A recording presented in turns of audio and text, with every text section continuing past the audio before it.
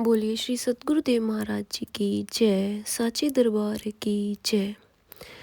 एक साधक गुरु महाराज जी से प्रश्न करता है कि गुरु महाराज जी, आपने जो हमें ब्रह्म ज्ञान दिया है वह इतना महान, इतना पवित्र है, फिर भी हम में से कुछ इस ज्ञान मार्ग पर चल नहीं पाते, क्यों हम इसे छोड़ बैठते हैं।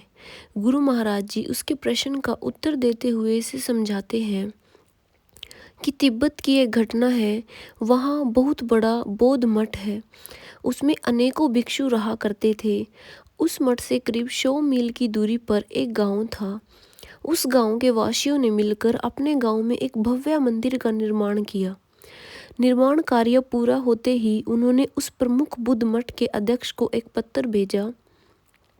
मठाधीश महोदय, हम गांव वासियों ने मिलकर एक छोटे से मठ का निर्माण किया है। अब हमारा आपसे नम्र निवेदन है कि आप इस मठ का कार्यभार संभालने के लिए एक बुद्ध आत्मा को हमारे गांव भेजिए। मठाधीश ने वह पत्र पढ़ते ही 10 भिक्षुओं का चयन किया और उन सभी को उस गांव की ओर प्रस्थान करने की आज्ञा दी। जो ही यह खबर मठ में फैली, सभी भिक्षु आश्चर्यचकित रह गए। उन सभी के मन में एक ही प्रश्न उठने लगा, मठाधीश ने भला ऐसा क्यों किया?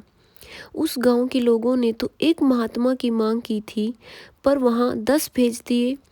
ऐसा करना तो हम भिक्षुओं का अपमान है।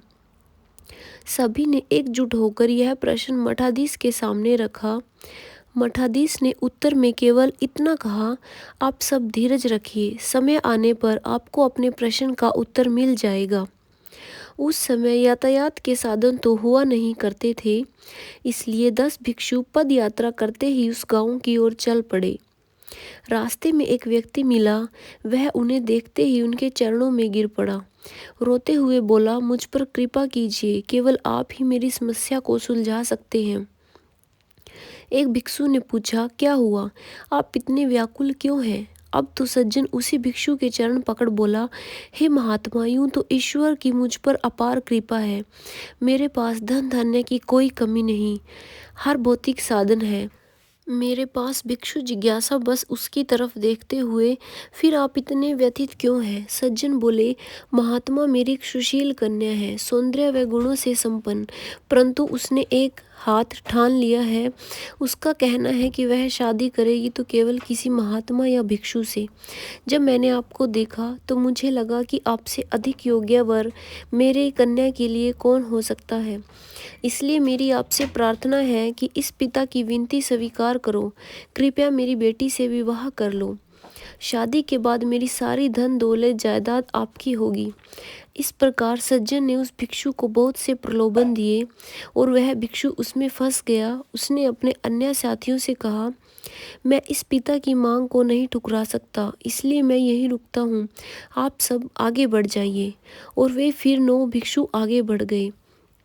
चलते चलते वे ऐसे नगर में पहुंचे जहां के राजपुरोहित को अभी हाल ही में मृत्यु हो गई थी।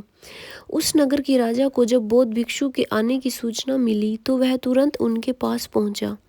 उनसे बोला कि हमारा नगर बहुत ही समृद्ध और वैभवशाली है। यहाँ हर प्रकार बहुत नीतिपूर्ण व सुचारू स्वरूप से किया जाता है, परंतु आप अभी कुछ ही समय पहले हमारे राजपुरोहित का निधन हो गया है।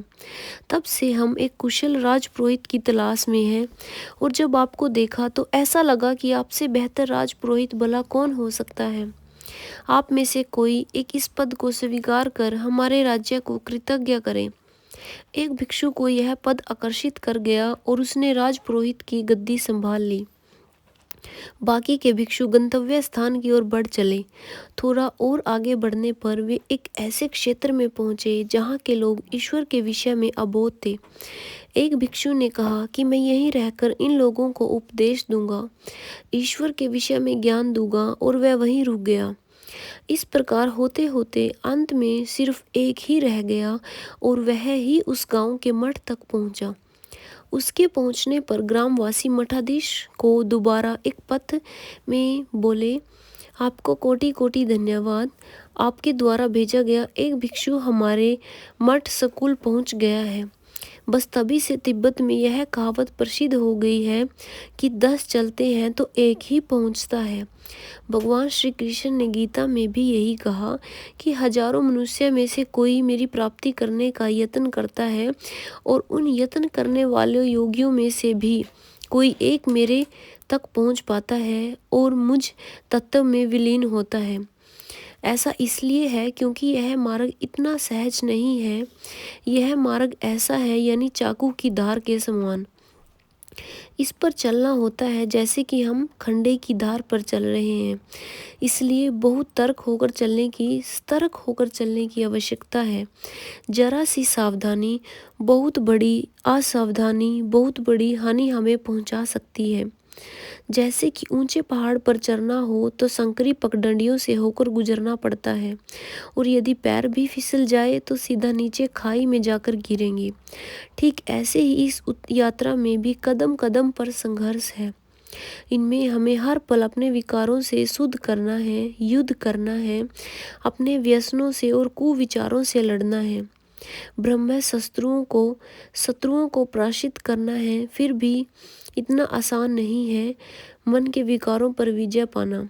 इसलिए तो कहा मन जीते जग जीते। इस को जीतने के लिए पूरा उत्साह और जोश चाहिए। ठंडा ठंडा सुस्त सुस्त रहकर चलने से बातें नहीं बनेगी। आपको अपने ऊपर कड़ी निगरानी रखनी होगी। कहते हैं कि एक जीव पर 4 कृपा होती है। पहली कृपा ईश्वर करते हैं मानव चोला देकर। 84 लाख योनियों में से जीवात्मा भटकने को विवश है। यह सब भोग योनि है।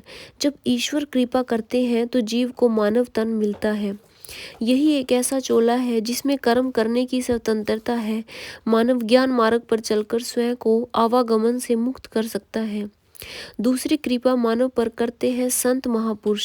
सतगुरु रूपी अमूल धरोहर मानव को देकर यह ग्रंथ कुंजी है। ऐसी कुंजी जिसमें मानव अपने लक्ष्य को जान पाता है और उसको प्राप्त करने की युक्ति को भी। परंतु यदि आपके पास केवल चाबी है और वह ताला नहीं है जिसमें वह चाबी लग सकती है, तो चाबी होने का भी क्या लाभ। फायदा तो तब है जब आपको कोई ऐसा व्यक्ति मिले जो आपको ताला भी दिखा दे और उस ताले में चाबी लगाने की युक्ति भी दिखा दे। तभी तो आप उस ताले को खोलकर भीतर प्रवेश कर पाएंगे। कहने का भाव है कि इन ग्रंथों से आपने जान लिया है कि आपका लक्ष्य ईश्वर को पाना है और वह सिर्फ ब्रह्म ज्ञान द्वारा ही संभव है। परंतु इतनी सूचना पर्याप्त नहीं है। अब आपको कोई ऐसा चाहिए जो आपको ज्ञान प्रदान कर दे और यह तीसरी कृपा पूर्ण गुरु ही किया करते हैं।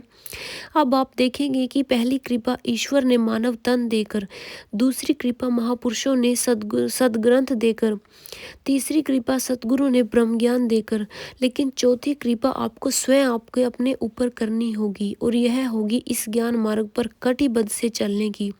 तभी आप मंजिल पर पहुंच सकोगे। आपको एक चित्त एकाग्र होकर इस ज्ञान मार्ग पर चलना है। कहीं दाएं बाएं नहीं देखना। जैसे कि अर्जुन को केवल चिड़िया की आंख ही दिखाई दी थी, तभी तो वह उसे भेद सका था।